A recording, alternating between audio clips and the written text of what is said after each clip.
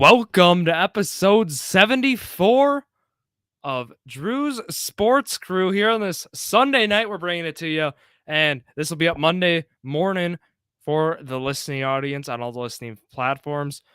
But enough of me talking here. I'm joined by a special guest in this episode. Michael Waterloo is the guest, and let me tell you about him before I bring him on. He is an award-winning fantasy baseball writer with works at The Athletic, Fantasy Pros, and the Associated Press. So here he is, Michael Waterloo. Michael, how are you doing here on this Sunday night? Great to have you on. Great to talk about some baseball here with you tonight. Doing very well. Appreciate you having me on. And yeah, it's been just nonstop since the trade deadline. And it's always one of the best days of the entire year. So happy to kind of chop it up with you here. Exactly. They got you busy. I mean, especially these last few weeks, right? I mean, fantasy baseball is, like I mentioned, is what he covers mostly. And, I saw they got you on some basketball stuff too, right? That's starting to heat up, with the draft season and stuff. Actually just drafted for a dynasty league. Very happy for it. But, yeah, in fantasy baseball right now, it's heating up. Playoffs in my league, especially, it starts 2 weeks. Looking forward to that. But, yeah, Michael, it's going to be great here on the Sunday night. We're going to be going through the trades here, all this stuff. And I guess to start, talk about the trades. You covered stuff here on The Athletic. You were talking about fantasy implications, right, with these trades. Do you want to kind of elaborate more on what you were looking at in that piece? Yeah, so it's a piece that I did last year for the first time for The Athletic. And my editor loved it. He loved just kind of the approach, kind of looked at each and every trade and kind of looked at every player that was traded, how many we had, how many All-Stars compared it to the previous year, and looked at mainly the fantasy relevant people and what it means for them for their fantasy value, if their stock is up, if their stock is down, or if it just kind of stays the same. And beyond that, trying to look at opportunities that are created for other players, say like Raisel Iglesias leaving the Angels. Okay, well, who steps up as a new closer there? Jorge Lopez gets to go to Minnesota. We have Felix Bautista there in Baltimore. So trying to look at it from a fun aspect for fantasy. And, I don't take – I love my job. I love writing. It's fun, but I try to make it fun too. And I don't try to make it too serious and just realize that, hey, we're all playing a game. So I try to look at it in a fun way, but also try to give the information out there for the fantasy implications. So yeah, this was a big one this year. I think around 5,500 words or so. But yeah, you can find that at The Athletic. Yeah, go check out The Athletic. That's right where I was going, Michael. If you want to go see what he was talking about, go check it. We're going to be covering more of the baseball side here, right? I just want to leave that, if you want to check out the fantasy baseball side, go subscribe to The Athletic. Why not? They have a student discount. I know we have a younger audience here at the Sports Group. Go check it out. You got it. I mean, you can't go wrong with it. And from here, Michael, let's go right into the trades that took place. July 22nd is where we're starting here. MLB.com did a great job of listing here all the trades for us. And the first one, Daniel Vogelbach goes from the Pirates to the Mets as they give up Colin Holderman. The story with the Mets, which Michael Perez then was the next guy they got from the Pirates in a separate trade. But, with the Mets, we've seen in the platoon kind of situation now. I mean, we'll touch on future trades, right? They got Tyler Naquin. They got, they went out and got Daniel Vogelbach. They got Darren Ruff signing. So we're seeing Vogelbach and Ruff with that sort of platoon situation.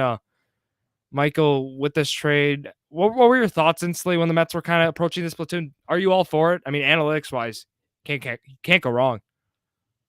Yeah. Whenever this first happened, so a little background. I used to cover the Pirates. I was a beat writer for them for 2 years, so I'm kind of still familiar with the team and how they operate. So this offseason, you saw some of the names that they signed. It's like, okay, they're signing these guys, hoping 2 or 3 pop that they can flip them at the trade deadline. Vogelbach was always going to be one of those guys. And whenever this trade happened, it kind of felt like Cohen was trolling everybody from the New York side because they were right in there with the Juan Soto discussions. And it's like, all right, the Mets want that big lefty bat.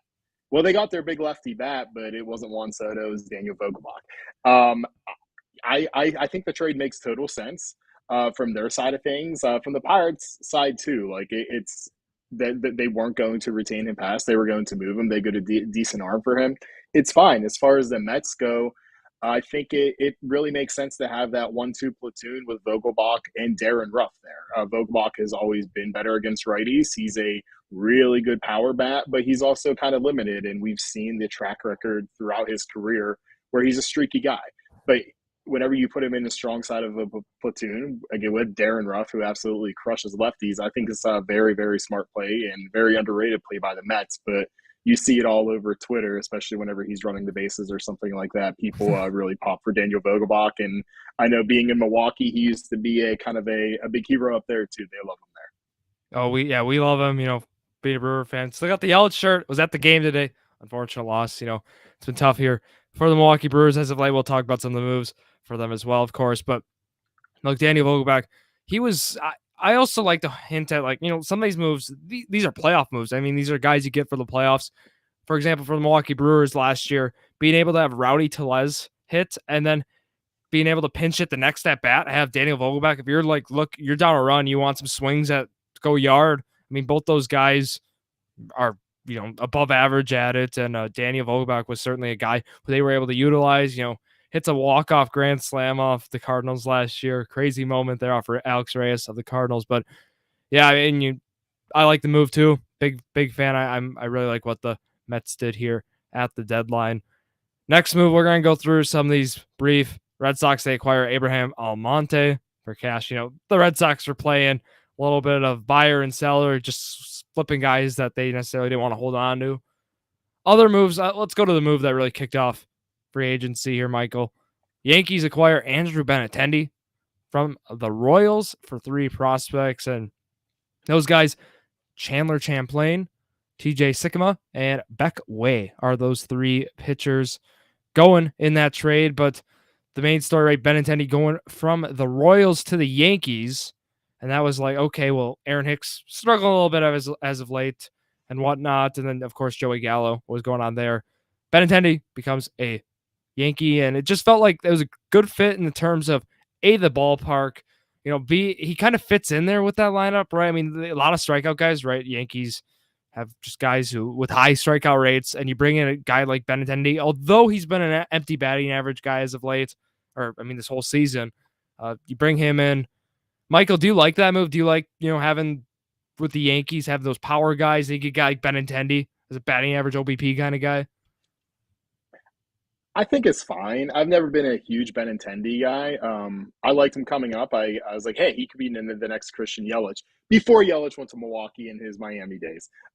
So I think it's fine. We've seen him kind of struggle a little bit to New York. He had 1 hit entering the day. He had 2 today, which was nice to kind of get him off there a little bit. I'm not a big Yankee fan, so selfishly, I don't mind seeing him taking a little bit of time to get going. But yeah, kind of to your point, I think it's fine given the setup that they have with their lineup. They have all those big power guys, a lot of swing and miss guys. Have somebody get on base. I think Benintendi's really, really good at that. You kind of dream on the lefty swing in Yankee Stadium. You see what Anthony Rizzo has done. You see what Matt Carpenter has done. I don't really expect the same thing from Benintendi. That's not really kind of his hitting profile. But if he's able to just kind of be that contact guy, that anchor to get on base, yeah, I think it's fine. The Yankees didn't really give up anything to get him. Beck Way is really the only prospect of note that's heading back to Kansas City. So, yeah, I think it's a really, really good move for them, especially they're going from Joey Gallo in the outfield to Benintendi out there. So I think it's a plus. Yeah, exactly. Talking with other Yankee fans, they love the move, like having Benintendi out there over, right? I mean, guys like Hicks, and even just taking at bats away from Gallo, who now we know, right, is with the Dodgers. Actually, just watched one of his at bats here before we went on the air, and that Padres Dodgers game there.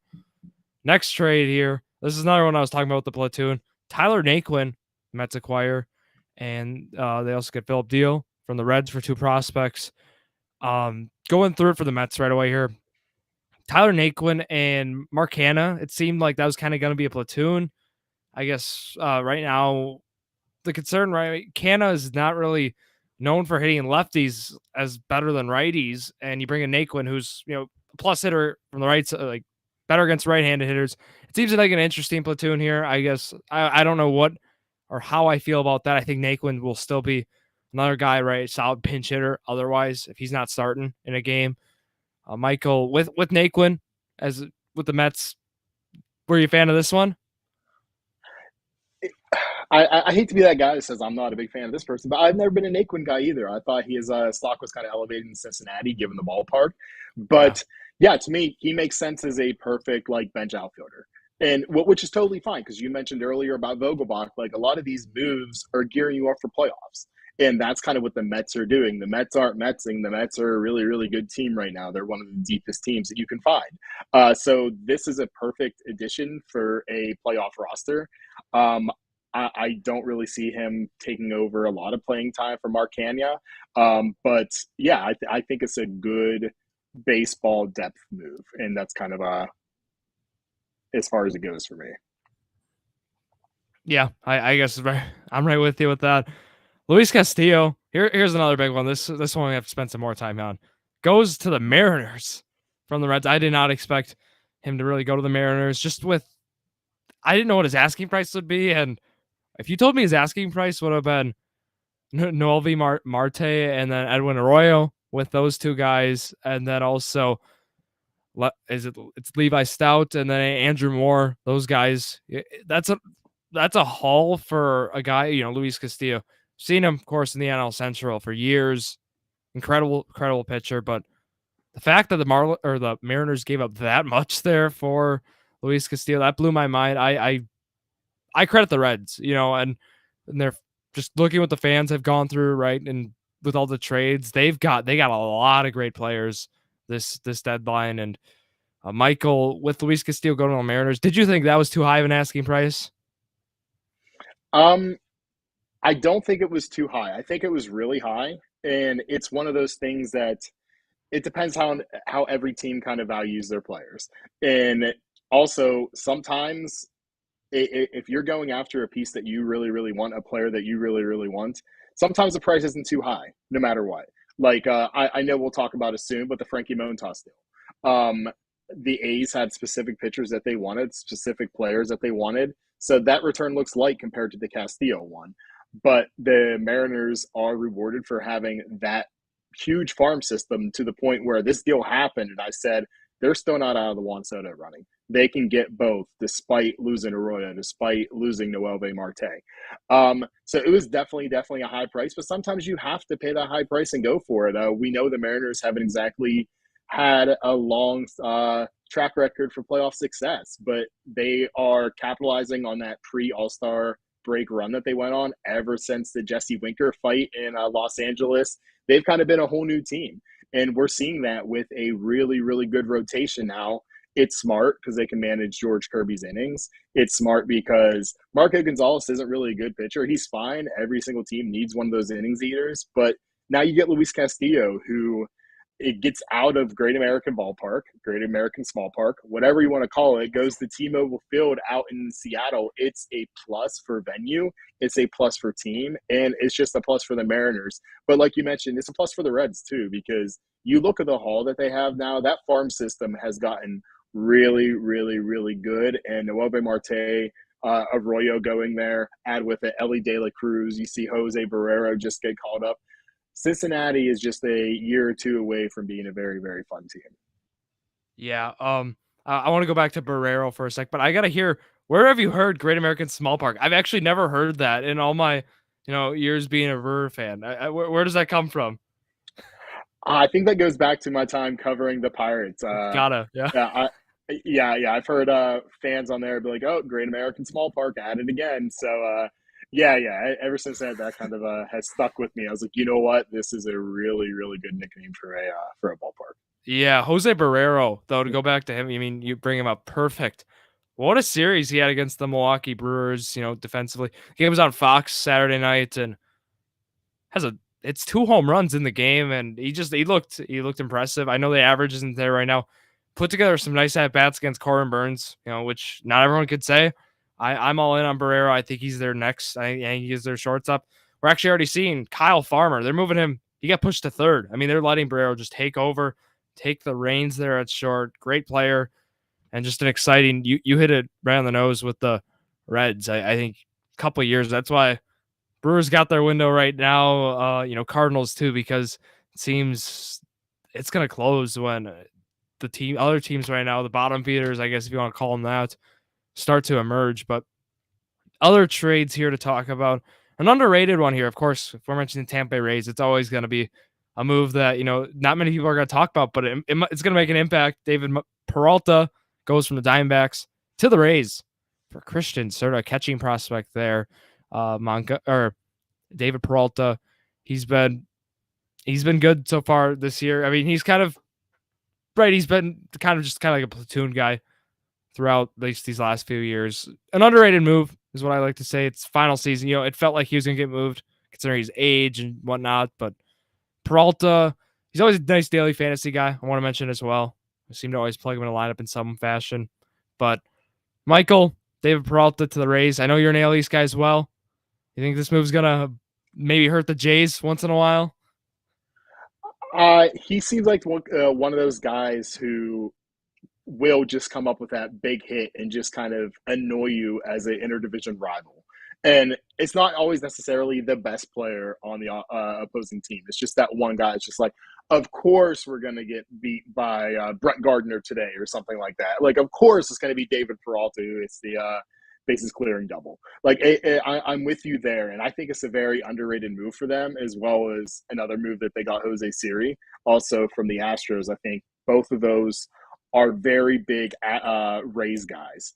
And we know how they are with their team. They mix and match. You never know who's going to be out there. But there's no team I trust more to get the most out of their players than the Rays. And I think we're going to see that with David Peralta too. And from a long-term standpoint, I really like it for Corbin Carroll to maybe even get a cup of coffee later on this year with the Diamondbacks now that the space clears in the outfield there.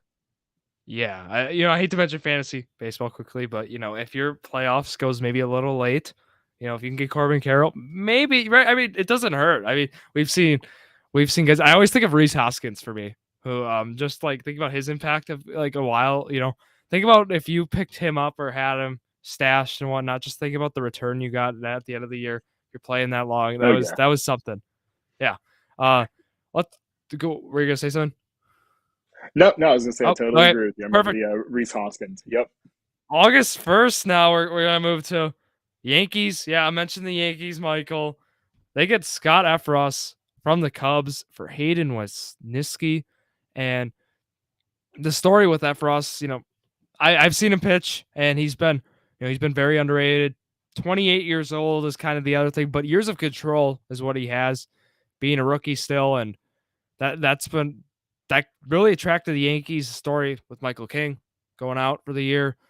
But getting the pitcher they got there, number 7 prospect from the Yankees, Hayden Wesneski, who he was, and decent haul there for him, right? Get a reliever with control. I love the move for the Yankees here. I mean, we know that they have a plethora of prospects, and they're not afraid to trade. Some of those middle guys, they have those few that they're like not going to trade at all. Some of those other guys, like, of course, like Dominguez and Volpe. And so those guys. But Michael, with this trade, Scott Efros, I like it for the Yankees. Are you on the same boat with me? Yeah, I think it's a great deal. You mentioned Michael King going down. Not only that, but Aroldis Chapman hasn't been Aroldis Chapman. Clay Holmes is starting to look like the Pittsburgh Pirate version of Clay Holmes. So this is a really, really smart deal for them. You always want to shorten the game, especially whenever you're going into the playoffs. So yeah, I think this is a very, very underrated deal. And Mike Petriello from MLB.com actually had his top 5 or his biggest winners from the deadline, and I think he had Efros number 5 going to the Yankees, and he just said no. It's a very, very underrated deal, but one that's going to have a big impact. And like you said, they have the farm system to move those guys, and they didn't have to kind of move the key pieces like Jason Dominguez or Anthony Volpe or Trey Sweeney or anybody like that. So yeah, I think it's a really, really good get for New York. Yeah, I'm all for it as well. Let's go to the next trade here. Look, this trade, Josh Hader goes from the Milwaukee Brewers to the San Diego Padres for Taylor Rogers, Robert Gasser, Estuary Ruiz, And do I need to include Dinelson Lamet? Should I just say Colorado Rocky Dinelson Lamet? Lamet? I Uh, Yeah, for accuracy purposes, I think so. Yeah.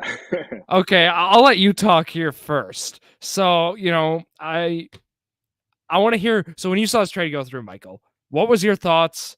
Just from a baseball perspective, like what was going through your head? Salary dump. That's the first phrase that came to my head is, well, what the heck were they doing? We'll say. And then also just salary dump. And it's a sad state. I know the Brewers try to get ahead of it with their little statement they put out there, trying to be transparent as possible. But yeah, I just thought salary dump. And whenever you're in a first place race with the Cardinals for the division, I know Hader, like he had those two terrible games right before the All Star break. I know that, he isn't that multi inning guy that you see anymore. But my first thing was just like, man, this is a terrible look. And I think, given the lack of other moves by the Brewers, like if they were to bring in another bat or two, I think it would ease the pain a little bit. But they didn't. And this was kind of their deadline. It's just like that's not really a great look at all. So and then they go on to get swept by the Pirates, including Devin Williams breaking his scoreless inning streak with a walk-off homer to Brian Reynolds. So it was just kind of like, of course that happened. So yeah, that's kind of what was going through my mind when I first saw this, and I just, yeah, it made me sad. Yeah, to go with what you said. The funny thing is, which it is a salary dump in the long run, right? I mean, you can't deny that. But the Brewers actually ended up picking up more money on the books from all their trades they've done, in the deadline. So it was like, well, Mark Anastasio and the front off, like that's the owner of Milwaukee Brewers there, and then of course David Stearns, president of baseball operations, were under a lot of scrutiny because people were looking into it, and it was like, okay, well, why did these trades happen if you ended up putting more money on? We really didn't get a good answer. Actually, Mark Anastasio ended up basically it was he said David takes care of that. You're gonna have to talk to David. So that was the response. Not a good look from the owner, otherwise, especially in let's say a pennant race, right? Um, it's not looking good. I like the move for the long term for the Milwaukee Brewers. I like the move, but the issue is, you don't bring in any bats. What you said. I mean, that's what ended up making me not like the move. If you're not going to make any other adjustments, Eswar Ruiz, I know he's a guy we haven't really seen much from in the big leagues with the Padres this year, but come on, when you almost have more stolen bases than strikeouts in the minor leagues in AAA or in combined minor leagues this year, he had 60 steals compared to 65 strikeouts, and then just also he was walking. OPS was over 1,000. Minor league numbers were big. We didn't really see that, of course, translate into the big league, data. But the concern still for him, which whatever, is as a prospect, just analyzing him, inability to walk right now at the big league level. But Robert Gasser was the other guy. Perfect last name, by the way, for a pitcher here. He's a guy I'm looking into. I'm pretty intrigued about it. They both got slotted, I believe, 9 and 10. Let me go through it. Mhm. So MLB Pipeline went not or 8, 9. Sorry, Robert Gasser number 8, Estuary Ruiz number 9. I think the prospect return was nice, and then you swap the guys who are top 2 in saves. Obviously, you'd rather have Hader over Rogers, but Rogers gave up a run today, and then Devin Williams gave up a run too in extras. He gave up the ghost runner and another on top of it, but um, prospect wise, I guess. But yeah, Hader going to the Padres. Padres made big moves, and this is actually a move. People in the community or certain people, right, were calling this Hader trade one of the worst of the deadline for the Brewers in some ends, and some actually praised the trade. This was a trade. I don't know if you agree with me, Michael, that I saw it was a mixed bag. I mean, people were loving it or people were hating it. I didn't feel like there was really an in between. Yeah, I didn't really see the people who were lukewarm. I saw the people who understood it, and some people were excited for it. I personally don't like it. I don't like a short or long term. I love Esteury Ruiz's speed. I love the potential there. The quality of contact or lack thereof really scares me. Um, he has I think, 111 ISO, and for a corner outfielder, not great. Whenever you kind of look at the other people who he could compare to in that way, with his low average exit velocity, I think around 70 miles per hour, his max around 100.02, is like a Tony Kemp or on a very, very good outcome, Andrew Benintendi. So if he can be Benintendi with speed, that's good. That's not bad. I just really, really am concerned about his staying power being more than kind of like a, I don't want to say Billy Hamilton because I think he can be better than Billy Hamilton because, as you mentioned, like he can hit for average and everything, but the barrel rate's down, the exit velocity's down. So the quality of contact, I think there's a lot of room for improvement there that he needs. And if he is able to kind of tap into that a little bit and even be kind of an average player in those metrics, I think that this could be a good deal for the Brewers. Just at this point right now, it's hard for me to see that. Yeah. Yeah, Statcast data, as you mentioned, does not really like him.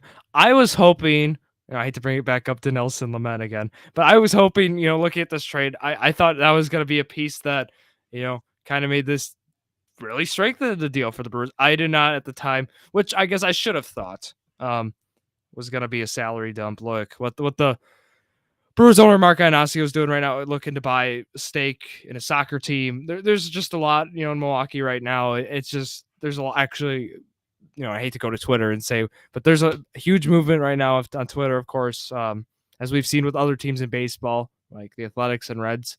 They're just not happy with ownership right now. And we're starting to see that more and more with the Milwaukee Brewers. We've seen this in the past few years. And I just feel with small market clubs, you're going to get that. But that's just, unfortunately, the reality sometimes. But here, let's go to it. 3-team trade here. I'm actually working on fantasy football, getting a 3-team trade done. I want to see how this works, but here's a 3-team trade of baseball. Yeah, you gotta love it. And Astros here, I love this trade too. Speaking of things we love, Astros, they get Trey Mancini. What a great change of scenery, and also Jaden Murray. And then the Rays get Jose Siri, and another good move there. You mentioned. And the Orioles, they get Seth Johnson, and then Chase McDermott. Let's start with Mancini going from Baltimore to Houston. I'm sure everyone's seen it. I actually believe in your article, I believe you mentioned a specific graph, or not really graph, but like a model, a figure to show what happens if you take Mancini's home runs in now pitcher-friendly park in Baltimore, and then you put him in Houston, we see completely different player. I mean, in terms of power, volume. Michael, you want to talk about what I'm referring to here? Yeah, absolutely. In the article on The Athletic, which you can get for $1 per month for the first 6 months, in the article, I kind of talk about, his change of scenery and how he actually leads baseball in one of the worst stats that you want to. He has 10 home runs on the year before the trade. His expected home runs were 16.3, meaning that the negative 6.3 value in home runs that he had was the largest in all of baseball. Not just by a little bit, but by 2.1 home runs. So those changes they made in Baltimore to really attract the pitchers that they want in the offseason, which granted the team looks good. I can see them doing that. It's really, really hurt players. It really, really hurt Trey Mancini. Again, you're not the Astros aren't buying his stats that he already had. They're buying what he can do. And guess what? He had 3 home runs in his first few games with the Astros already. So whenever you look at the 2 graphs that I have in that article, it just kind of shows his spray chart. And if he played his games in Houston instead of in Baltimore, how many additional not only home runs he'd have, but hits he would have too. And that's why for me, he was the biggest individual winner, and the Astros were kind of the biggest winner because he was able to go there. It's all about Dusty Baker, and hopefully that he's able to kind of play him regularly and not sacrifice him for Yoli Gurriel, who's a fine, empty average guy. But I think Mancini is just kind of showing what he's able to do outside of Baltimore. The batting champ from last year, Yuli Gurriel in the AL, I believe. But yeah, going with it, right? I mean, we know the Astros analytically advanced have actually been able to meet with one of their someone in their baseball or operations at school in Milwaukee, and I mean, talk about just being out of the game. I mean, they've been with that. I look at a guy who they've talked about before, even like Brooks Raley, who's now in the Rays. I mean, that's just a guy who, like, a reliever. They kind of like reinvented their just guy I think of right away. But looking also through it, Mancini's going to be a guy. I mean, they're going to be able to at the end of this year, you can test free agency, but I think they're going to bring him back. I mean, I depends where the money is, right? But certainly seems like a guy to bring back. We've seen the success right away. I think he's going to be look, the Astros, which I'll be doing, as I told you, we're gonna be doing some bold predictions here at the end of the episode, and I really want to hear what you got to say for some of the World Series things. But look, the Astros are looking very good right now. Another team that's looking very good, Frankie or Yankees with Frankie Montas, and maybe not on Sunday, right? The performance is a little shaky, but you get Montas and Lou Trevino, and you give up 4 prospects. The Athletics get a nice haul there with that. Going through it though, we'll focus mostly here on the Yankees side. Montas and Trevino. Look, seemed like the Yankees had another move in mind, which we'll talk with Jordan Montgomery, but it seemed like maybe they didn't want to rely. Luis Severino basically is the story. His, I believe, shoulder, right?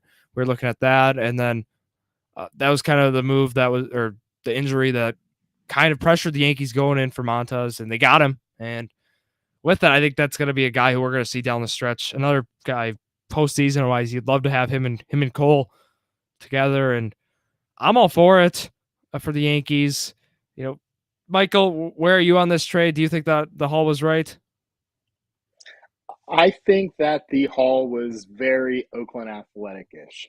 And I don't mean that as a negative. I don't mean that as a positive. I mean, they have a type of player that they like. And you see that with Ken Waldichuk. You see that with JP Sears. Both of them are kind of command over stuff, which is fine. But it seemed kind of light given the return that we saw with Luis Castillo a few days before. If the Frankie Montas deal happened before the Castillo one, I think we'd be like, oh, okay, that's fair. But we're always going to compare it. So you're like, oh, the Yankees were able to get him without giving up any of their top big prospects. They had Waldichuk, I think it was like 5 or 6 in the system. Okay, that's fine. So yeah, I like it from the Oakland perspective a little bit. Like, I think it's fine. I think both guys are close to the big leagues. We'll see JP Sears a lot sooner than we will Waldichuk, but I think we see both before the end of the season. So yeah, I think it's good for Oakland. And then for the Yankees, I think it's a move they had to make. I don't know how much I trust Frankie Montas in Yankee Stadium, though. I also put another graph, speaking of the Trey Mancini ones before, in there, and he would not really be helped out by the small dimensions in Yankee Stadium. As you know, or as you may not know, Oakland has the most foul ground territory in all of baseball. So he's going from arguably the best pitchers park in all of baseball to one of the worst pitchers parks in all of baseball whenever he goes to Yankee Stadium. So there's a little bit of a concern there, and his home away numbers kind of reflect that too. So I think it's a really good deal for the Yankees. They get him for control next year too. I'm a little concerned. I know we'll probably talk about it later with the Jordan Montgomery deal and then also the Pablo Lopez deal that wasn't for the Yankees, but their rotation still gives me concerns. There's a lot of injury concerns on there. Garrett Cole's fine. Jameson Taillon, 2 Tommy John surgeries. Frankie Montas has shoulder injuries. Domingo Germán has been out with injuries. Trying to think.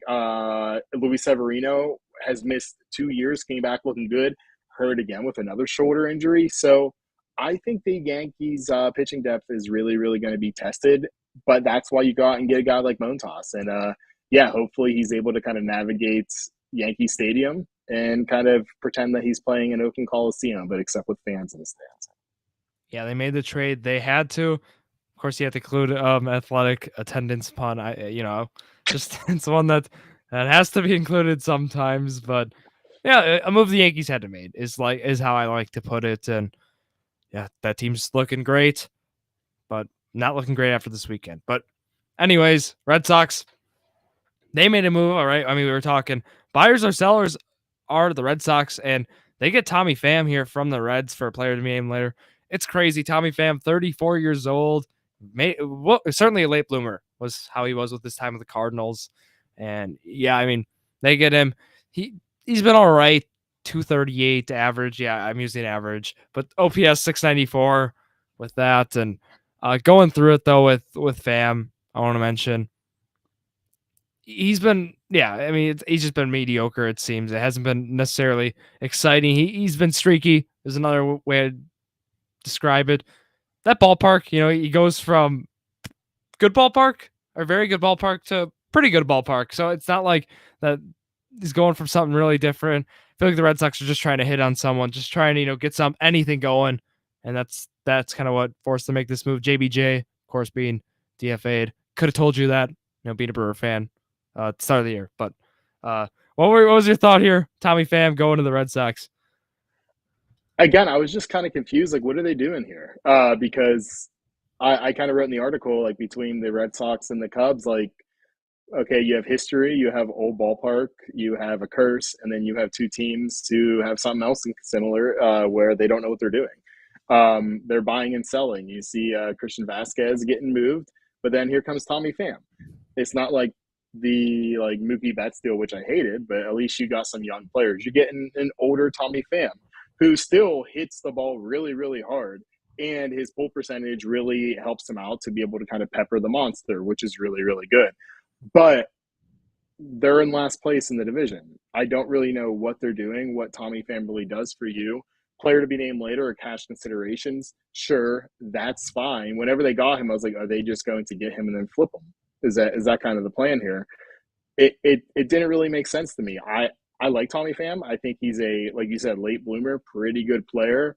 The batting average isn't there, but the quality of contact metrics are really there.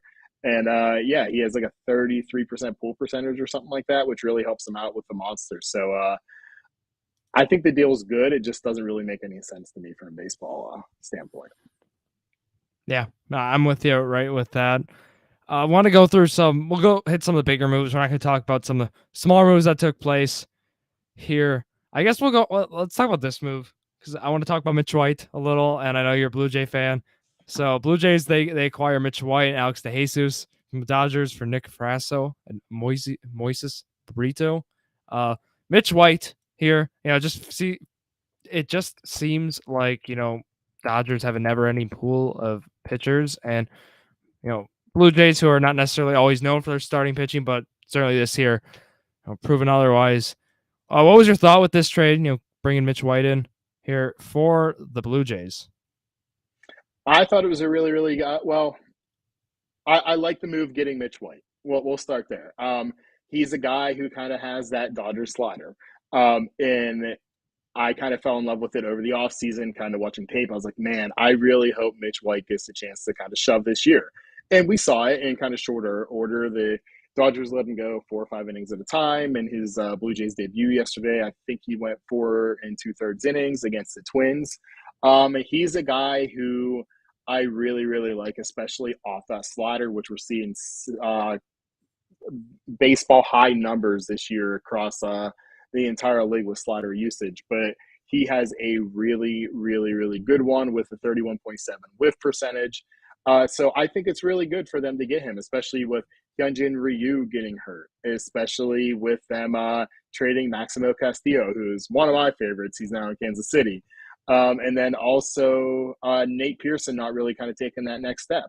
So I think he's a really good number 5 starter for them, but he has a really bright future in Toronto. I do not like giving up Frasso, though. As you mentioned, it seems like the Dodgers always have unlimited pitchers.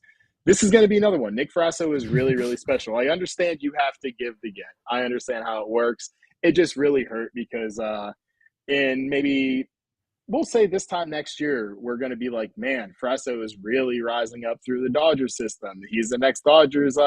He's the next minor leaguer who's going to pop there. So it kind of hurts seeing him go, but the Blue Jays can't really be worried about prospects when they're trying to go after the pennant. So, it's a good move. It kind of fits the need that they have with Jose Barrios. His only consistency is being inconsistent, as I like to say, and Yusei Kikuchi, where you don't know what you're getting from a start to start, and now Ross Stripling hurts. So I think getting White on the team was a good move. Yeah, I just want to point out with Mitch White, right? He's average fastball being 94. It's just crazy to me how he's 53rd percentile in fastball velo throw 94. Just this day in baseball, it's just insane to me. But let's go to some other moves out again. The bigger ones now.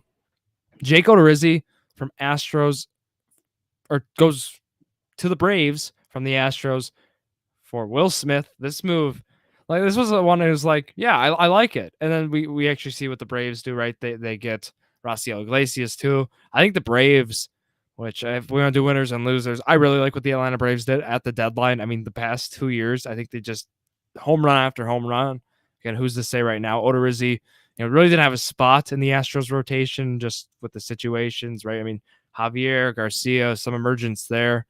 And then Astros, they flip him and they get Will Smith. They bolster the bullpen, like what both teams did for that. Michael, do you think this was just a great trade? I think.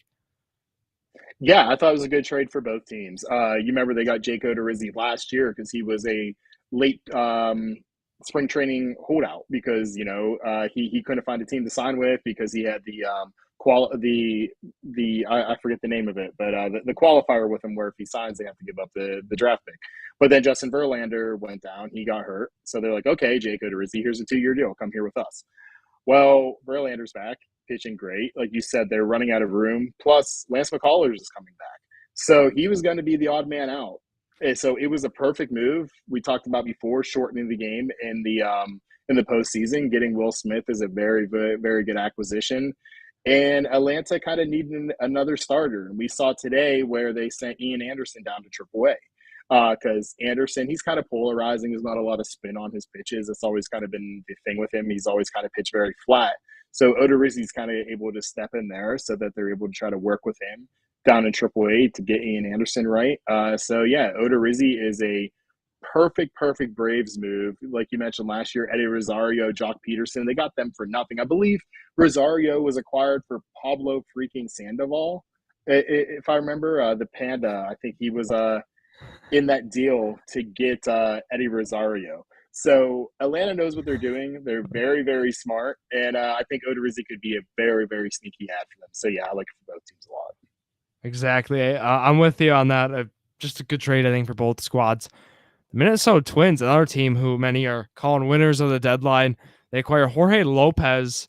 I always like to mention he was with the Milwaukee Brewers and he was throwing 90 back then. And now we're not seeing that. But Jorge Lopez goes from the Orioles to the Twins, and they get a nice pool of guys. They get 4 guys there with it. But focusing here on the major league side, Jorge Lopez, a guy who just kind of reinvented himself. You got to credit the Orioles. Look, the bullpen that they put together, very underrated. I mean, there's not many people will talk about a lot of the guys. Of course, Felix Bautista, main guy getting a lot of attention, but Jorge Lopez, the Twins, Twins are kicking themselves after the trade they made with the Padres in the offseason. I know Rogers, right? Just but getting Chris Paddock back, going unfortunately with Tommy John, but looking at Lopez, got to go look at the numbers. He is upper 85 plus percentile, and all the metrics you like to see. Fastball velo, of course, be at 96 percentile now, which is something you wouldn't see one thing 5 years ago for the 29-year-old vet. But going with you, Michael, here, Jorge Lopez going to the Twins. I really like it here for the Minnesota Twins. I think it's great all around. You kind of mentioned that offseason deal that was kind of like, well, this kind of trade means nothing for the Padres or the Twins now because Emilio Pagan was not good. And then they have Yohan Duran, who's really, really good, but you don't want to kind of tie him to the ninth inning. You want him to be a leverage guy, go multi-innings. He kind of reminds me of a younger Josh Hader to kind of circle back there.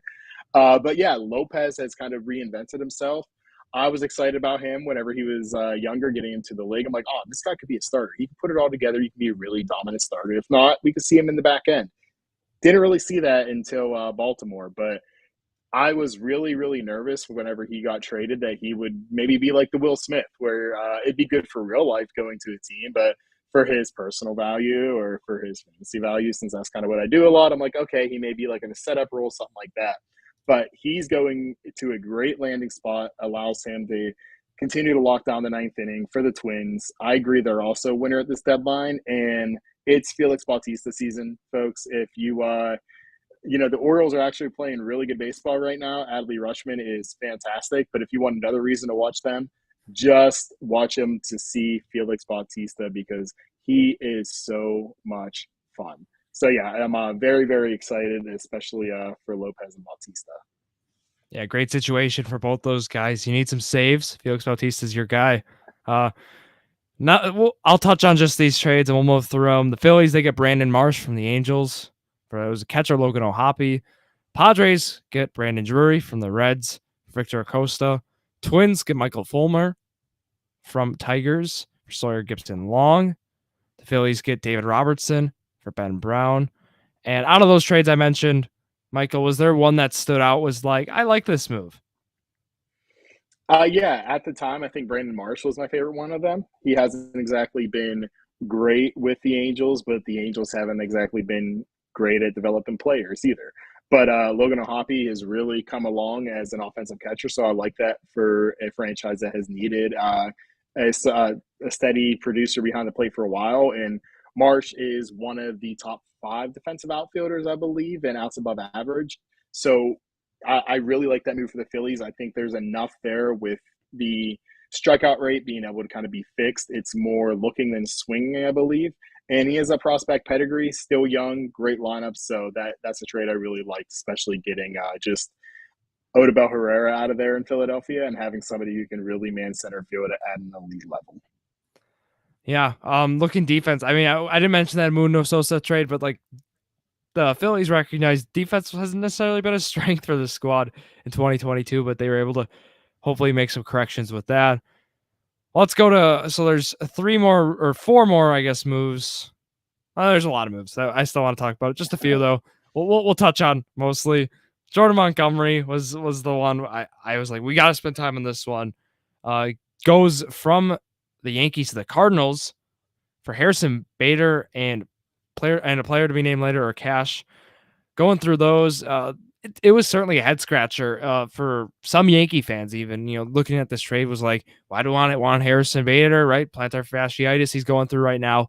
But I think this was a postseason move here for the Yankees, getting a defensive guy, a pinch runner, arguably if when he comes back, and I'm for it. Giving up Montgomery, but Michael, if you had to pick a winner for this trade, for like season long here for the rest of 2022, who would it be? Oh man, that's a tough question. I would go with the Cardinals slightly, just because it was subtraction by addition, I guess, for the Yankees, because we mentioned earlier their rotation and the concerns that they have there. When this happened, I was like, okay, Pablo Lopez is for sure going. Pablo, right? Pablo, where are you, Pablo? It hit 6 p.m. Eastern, and the trade never happened. So that's the reason it was a head scratcher to me. I mentioned Brandon Marsh before being one of the best defensive outfielders. Right there with him is Harrison Bader. And, I think we talked about Tyler Naquin earlier going to the Mets as a postseason move. This is a postseason move, too, like you mentioned. So I think it's a good trade for the Yankees, but I think that they needed the rotation help more than they needed the defensive help out in the outfield. Yeah, I don't know where I'd go. Ooh, I might say Yankees, but it's just because of the It's tough. getting Montas. But Yeah. here's a trade. August 2nd, we see so right near the deadline where many of these trades took place. The Blue Jays, this was like a buzzer beater, if you want to call it a buzzer beater. The Blue Jays get Whit Merrifield from the Royals. I saw you shake your head already. We'll have to get to that. But for Samad Taylor and Max Castillo. So the concern right away for me was like Merrifield. He was not vaccinated. So sounds like that got situated, but Whit Merrifield going from the Royals, who hasn't really necessarily been impressive this year, hasn't been really the Merrifield we remember. I mean, as of late, he's been kind of streaky, but whatever. Goes to the Blue Jays, who have an all-star in Santiago Espinal. So I was like, okay, how are they going to fit him in? Michael, so explain that head shake to me and talk to me about what you think about what Merrifield come to your team. I hate it. I hate it so much, and for so many reasons. I try to be kind of unbiased and everything, but my God, the days leading up to it, the Blue Jays were just quiet, and like every other team, I'm like, what package could they put together to get Juan Soto? I knew it wasn't going to happen, but I had those dreams, and I'm like, okay, the Blue Jays are still very quiet. Okay, they're still quiet. Okay, right now we have Anthony Bass and we got Zach Pop. Cool. Yeah. What else? Okay, like this is the team going for a World Series. Oh, Mitch White. All right, like I like him, number 5 starter. What else? Whit Merry. Okay, so the guy who wasn't able to travel with the Royals to Canada is looking to be the Kyrie Irving of MLB, but instead of his home arena, he's only going to play in America instead of Canada. Like, what? How's this going to work here? And then there was a report going out there that like They said, well, we're still going to leave that up to him. And it's like, you're still going to leave that up to him. But as you said, it got resolved. He said he's going to be in Toronto. He'll be able to play. Okay, that part's taken care of. But Merrifield hasn't been good this year. He still has elite speed, and it's not fair to judge a player off of their StatCast page. But when you look at his, you see a lot of blue. He's Blue. not hitting the ball. Yeah, he's not hitting the ball hard at all. He's not getting any barrels. He's not hitting for any power. And it's like, okay, where are you playing him then? Okay, is he going to be playing second base? You mentioned Santiago Espinal. He's been a little streaky as of late, but he's still that all-star, and like it or not, that still kind of carries weight. Okay, George Springer's hurt. Did they know that ahead of time with his elbow? Maybe they got him to play some center field. But when everybody's healthy, you're getting a guy who's going to be hitting seventh or eighth who isn't really doing much. Maybe going to a team that's in contention is going to kind of rejuvenate him, but all I see is just kind of a 33-year-old bench guy, which is fine. But I have the feeling the Blue Jays are going to try to push him to be even more, especially for a team that has title aspirations. It left me kind of disappointed, to say the least. Yeah, and then you mentioned with Whit Merrifield, a lot of blue. A lot of dark blue. I mean, the hard hit percentage is the 1/10th percentile. And that's just, it's stuff not to like. And you can understand, the Blue Jays front office. They want to make a move, it seemed, but maybe this just wasn't a move. Almost maybe something out of nothing is kind of what you could say. But look, they went out. They got maybe their guy, who it's hard to say if that's really who they wanted, but tough move there for the Blue Jays. It's going to be interesting development as we see for the rest of the season as it plays out. But I'm going to read through now like 4 or 5 moves. You're going to tell me just one that stands out. We'll talk about it. Then we're going to go to the Soto, and then we'll be doing some predictions. So how we'll roll it. Here are the trades. The Braves, they get Raciel Iglesias from the Angels for Jesse Chavez and Tucker Davidson. Twins acquire Tyler Mahle from the Reds, and they got 3 prospects out of that. They got Spencer Steer, Steven Hajar, and then Christian Encarnacion Strand were the 3 guys there. And then the Phillies, they get Noah Syndergaard for Mickey Moniak, and then Yadiel Sanchez. And then Eric Hosmer goes to the Red Sox. Well, that was a mess there, of course. 2 prospects and cash also is included for Jay Groom. Joey Gallo goes from Yankees to Dodgers for Clayton Beeter. And out of those trades, Michael, I know I just threw a lot at you. We'll talk about one. What's one that stood out for you? One that you were like, hey, I mean, there's could be something here, or just a trade you liked.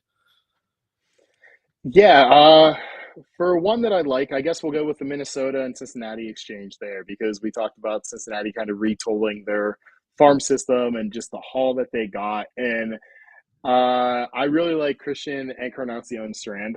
He's a dude, to kind of give the most simple analysis in the world right there. But he's somebody I really, really like who's broken out in Minnesota this year. So it was nice to kind of see that return. And I also like seeing Tyler Mahle get moved. Tyler Mahle is a really, really good pitcher who kind of hasn't had the results you'd like to see this year, despite some very, very similar underlying numbers. His 4.40 ERA isn't really representative. The indicators are all sub 4, and you'd like to see a little bit more strikeouts, but his whiff rate is basically in line with what we saw last year when people kind of were pegging him as a breakout real life pitcher as well as fantasy. But we talked about Great American Small Park earlier. He gets to leave there, and now he gets to go to Minnesota. Not only does he get to go to Minnesota, he gets to pitch against the Tigers, against the Royals, against the White Sox, and against the Guardians, which are 4 subpar offenses. So I think it's a really, really good move for Minnesota, really good move for Cincinnati. So that's probably my favorite of those ones that you listed. Yeah, that's going to be my favorite here, too. I mean, you mentioned the transition for ballparks. Just overall great there. Um, I guess I'm looking through the ones I mentioned. Yeah, that's got to be the winner. The Braves getting Raciel Iglesias, basically then just taking, basically just telling us right now they're not going to re-sign Kenley Jansen. I love that move, too. They've been so great at that. I mean, getting a guy with extra control, So I look right away to Matt Olson. I mean, that's the obvious one, getting a guy and then just extending him, just kind of like making a statement there, saving money while, making a great baseball move is what they've done. There's another one. Here's the last one. This one's just a mouthful. Padres. Yep, they were the ones. It seemed a lot of people in the community were talking Padres being in the top 5 to get him, and look, they got him. Padres acquire Juan Soto and Josh Bell from the Nationals for Luke Voigt, Mackenzie Gore, C.J. Abrams, Robert Hassel III, James Wood, and then Jarlin Susana. Going through this trade here, Michael, look, it was a mouthful of a trade. Honestly, I'm wondering where you stand on the trade first on like who is necessarily the winner, and it's hard to consider winner when you have a generational player involved with limited years of team control. But if you had to pick a winner, let's say 10 years from now, we look a decade now later from this trade, which team do you think will be the winner? I think it's the Padres. Just going out, he's a generational talent, like you said. Like Adley Rutschman, we talked about, is having a great season. Juan Soto is still younger than Adley Rutschman, and he's a rookie this year. Like it's one of those that just can change the landscape of a franchise if you want to look at that long term. Even if Soto doesn't sign an extension in a couple years with them, that's fine. They're showing that they're players. People are going to want to come there even more. Pairing him with Manny Machado, Fernando Tatis, that can have just like 20 years worth of impact on the team. Their farm system is one of the worst in baseball now, but you empty that tank every single time when you have a chance to get somebody like Juan Soto. You saw the first night there in his debut, that stadium was rocking, that stadium was packed. And how great was it seeing Soto take a walk, Josh Bell take a walk, and then Brandon Drury, another new arrival, just hit a grand slam. So, yeah, the Padres are the winners there. It's one of those deals where it's like, okay, is that enough? Is that enough? But you could include everybody in the world in a package, and you'd still say, is that enough? Because that's how good Juan Soto is. The initial reports out there of what the deal was, it didn't include Mackenzie Gore. It didn't include James Wood. And I'm like, if that's, I don't want to say all because that's kind of disrespectful to C.J. Abrams, to Robert Hassel. But whenever you're looking at it, it's like, really? That's the going rate for him right now. Adrian Morejon is going to be like the big pitcher that's going to be involved there. Every team should be looking to top this. So having James Woods in there, having Mackenzie Gore in there makes it a lot better. I feel really bad for Luke Voigt that he kind of got put in there. Good for Eric Hosmer for exercising that right to say, no, hey, I'm not going to do that. Like, cool, you earned that. Good for you. That's why that's there. First time eyes have been on Eric Hosmer since 2017. So good for him getting that attention and exercising that. But yeah, it's just a fun deal. It's a really fun deal, and I hope for the Nationals that it works out in their favor too. I hope both teams kind of make out for this. Yeah, going with the trade, right? I mean, you have to the Padres like in 10 years, start like you get a generational guy, and even to have the potential of an extension, just the potential with a generational guy you still have control of right now. You can't go wrong. And it's just hard to put a price tag on a guy like so. That was my other thing, but like you had to trade him, and that's why I credit the Nationals even for getting. They got, of course, they got something for him. So, I mean, they did what they had to do, and that's why it was just like it was just a tough situation. The Nationals were put in, able to, still try to make the most of it, but it hurts as a Brewer fan seeing, let's say a smaller market San Diego Padre team pack the stadium, have it rocking, they're all in it. And, of course, with bringing other sports, I mean, San Diego, all the Chargers, they moved to LA. I mean, now it's San Diego. It's a baseball town. And that's just something, be able to have that stadium rocking, just a great situation. Great. It's looking good for the Padres, to say the least. Going here, Michael. Really good. Let's do some bold stuff. So we're going to do some bold predictions and how this works. I'm just going to say some things, and I want to hear what you say. You ready? All right, I'm ready for it. Okay, here we go. The World Series matchup in 2022 will be blank and blank. The World Series matchup in 2022 will be the Toronto Blue Jays and the San Diego Padres. Okay.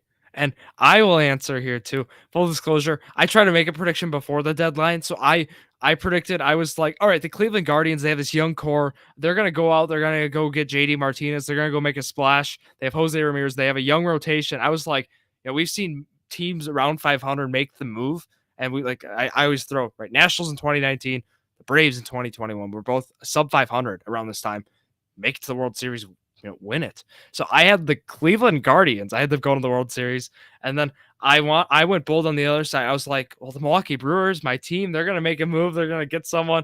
I chose two teams who did not make any move really at the deadline to help their squad. Bad luck by me. So I went really bold there. Now I'm going to have to choose something else. I don't want to say the Astros. I think the Yankees going to make it here. I know we don't want to hear that. I think the Yankees, and then I will in the NL. It gets tough. I want to say Yankees Dodgers and just say, oh, well, that's just what the favorite is. But it's always, it's never that, it seems.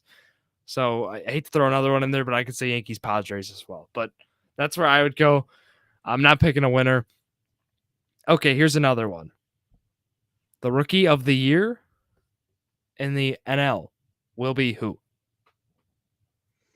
Spencer Strider, especially since the Braves don't have any plans to kind of move him to the bullpen immediately or limit his innings.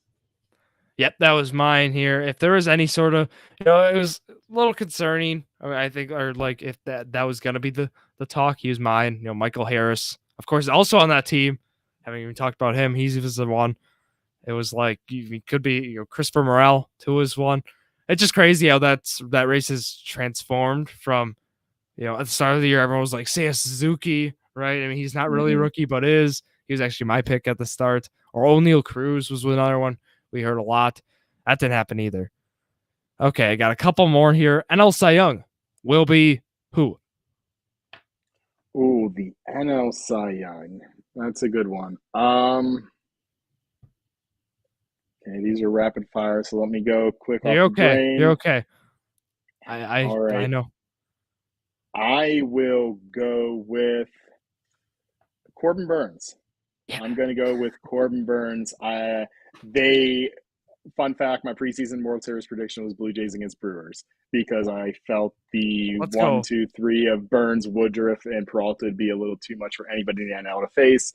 Burns is just looking great. So, yeah, we'll go with Corbin Burns. Yeah, Sandy Alcantara was, of course. Yeah, I know. Which you could go with. Like I said, these are rapid fire, so I don't expect, it's tough. So Sandy, it's gonna be Sandy and Burns are gonna be the top two. And I'm gonna change my vote to Sandy. Yeah, change it. But yeah, change it. All good. I thought you might have forgot about him. I have one more here, and this one's gonna be you maybe guessed it. AL MVP. Who is this gonna be? This is I have an answer now, and then if you ask me tomorrow, I might have another answer. But I'm going to go with Aaron Judge. It's hard to go against Shohei Ohtani. I don't want us to get desensitized to what he's doing. And if he's doing what he did last year, or for the most of this year, every year, damn right, give him the MVP every single year. But Aaron Judge is just on another planet right now. He is making the Yankees look foolish, which gives them even more brownie points in his favor for me. So, yeah, I'm going to go with Aaron Judge, and hopefully the show continues. I want to see him break 61. It'll be fun. All rise. Aaron Judge is also mine. You got to go with him. It's, again, what Ohtani's doing. But look, the Yankees, I hate to say it just with team now. It goes for team there with Judge's team versus the Angels squad. I personally, and I know this is 2021, I wanted, if team didn't matter, I know we saw Ohtani win last year. I thought Soto, Juan Soto should have won over Harper, but that might have been just me last year. That was just one of my takes that I look at the end of the year. I was like, I really think Juan Soto was the MVP of the National League, but I understand Harper was playing for a team that was in it in the last few weeks of the year. So I get that aspect, but that's the awards. 2022, we'll see how those wrap up. Thank you, Michael, for participating in the bold takes, and thanks to you for coming on this episode. Anytime, Drew. Thanks so much for having me on. I appreciate it. I enjoyed it. Yeah, and before we wrap up here, I want to hear where the people can find you and a work you have planned for the future. Any article you're working on, I want to hear about it.